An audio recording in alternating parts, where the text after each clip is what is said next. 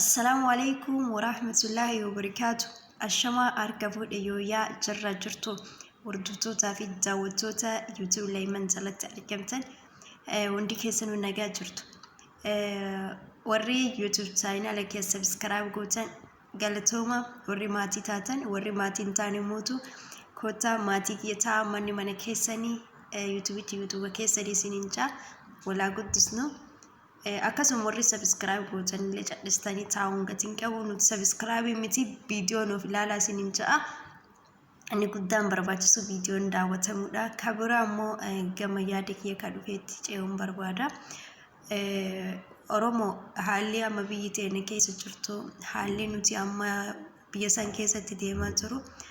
dhugaa dubbachuun waan baay'ee ulfaataadha waan hedduu nama qaanfachiisu waan hedduu nama gaddisiisudha waan sila mootummaa kanarraa hin eegne bara Oromoon aangorra jarajametti bara mootummaa Oromootu biyya bulcha jedhamu keessatti Oromoon akkanatti xiqqaatee arguu caala wanti nagaddisu akkan jiru an akka nama tokkootitti hamileen kallee baay'ee na bu'ee yaanni kiyyawwan hundaanuu hedduu kiiloo baay'ee gadi bu'ee jira jechuudha an akka mataa kiyyaati keessattuyyuu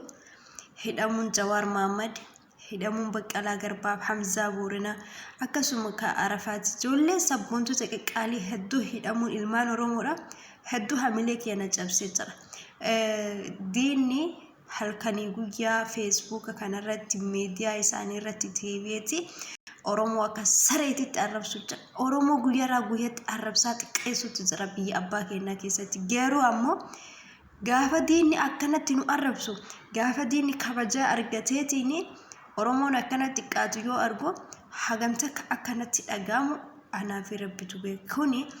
Oromoon osoo tokkummaa qabaanne osoo Oromoon hundi qulqulluu taate akkanatti salphannu ture ka Oromoo salphise ka Oromoo xiqqeesse ummata haati Amaaraa kan abbaan mootu Oromoodha ka abbaan Amaaraa haati Oromoodha ummata sanyiin isaa makaa qabutu ummata galtuutu biyya teenyas balleesse saba keenyas balleessutti jira har'a Abiyyiin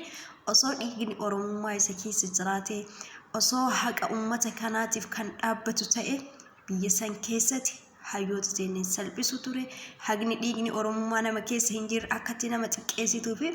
akkatti hayyoota Oromoo tuffachiistu Abiyyii irraa arge jechuudha kana boodatti ilmaan Oromoo kabiyyuu sanyii teessan hanga abbaa torbaatitti filadha warri dura qabdanillee kuma jalaayyuu hiikaayyuu sanyiin jara tanaa nu ta'an jirtu waan ta'eef Oromoon bakka jirtanii hayyoota teessan immoo sagalee ta'a rabbiin mirga keenya nu dhaabbatee hayyoota teenya cinqaasan keessaa nuuf haa baasu abdii qabna jabaadhaa harka wal qabadhaa jabaadhaa harka wal qabadhaa tokkummaa keessan cimsaa hayyoota keessan diina jalaa baafadhaa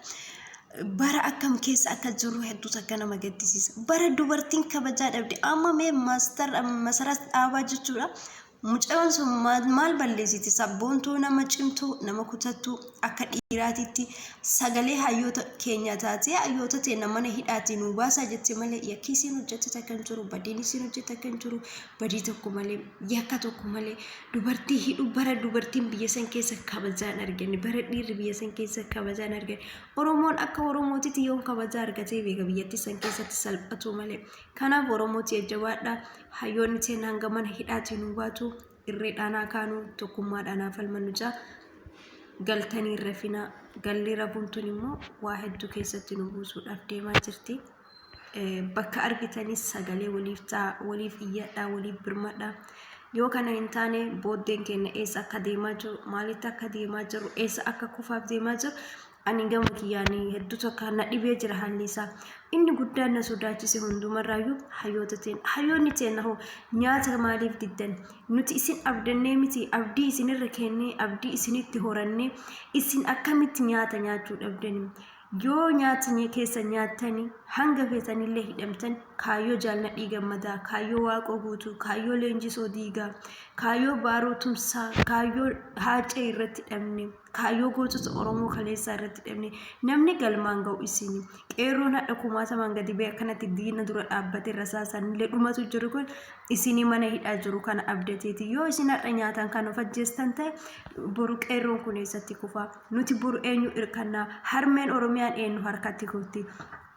kanas nu laalaa deemaa isiniin jenna hadaraa keessan hayyoonni teenya hin aarinaa sirrii dhugaa qabdanii haqa qabdanii ifaajeen qabsoo keessan bara dheeraa isinitti lafee cabdanii asiin keettantu har'a diina harkatti gufee dhugatu sin aarsee haqatu sin aarsee garuu ammoo nyaata dibdanii nu jalaa of hin miidhina nuti an akka mataa kiyyaatitti hayyoonni teena akka isin nyaata dibdan hin barbaadu akka isin nuuf jiraattan barbaada akka diinni nu gammadu hin barbaadu kanaafuu nyaata keessan nyaadhaa of hin ajjeesinaa diina nu gammachiisinaa harmee oromiyaa bineensa harka hin kuffisinaa oromoo bineensa harkatti hin kuffisinaa biyya teenya nu harkaan xiqqeessinaa duraa diinni nutti gammadee jira ammas diinaa hulaa hin banina rabbiin isin bira haa jiraatu kana biyyuu suufiin bishaan qurxummii keessaa baase beela kanallee isin haa baasu hafuura ofii isinii haa kennu diina nutti hin gammachiisinaa diina nutti hin kolfisiisinaa nyaata keessan nyaadhaa diinni erga isin nyaata diddaniiyyuu amma gammadee nutti ililchu jira yaa hayyoota teenya qaqqaalii yaa sabboontota haqaa dhugaaf dhaabbata rabbi isin faana haa jiraatu isiniif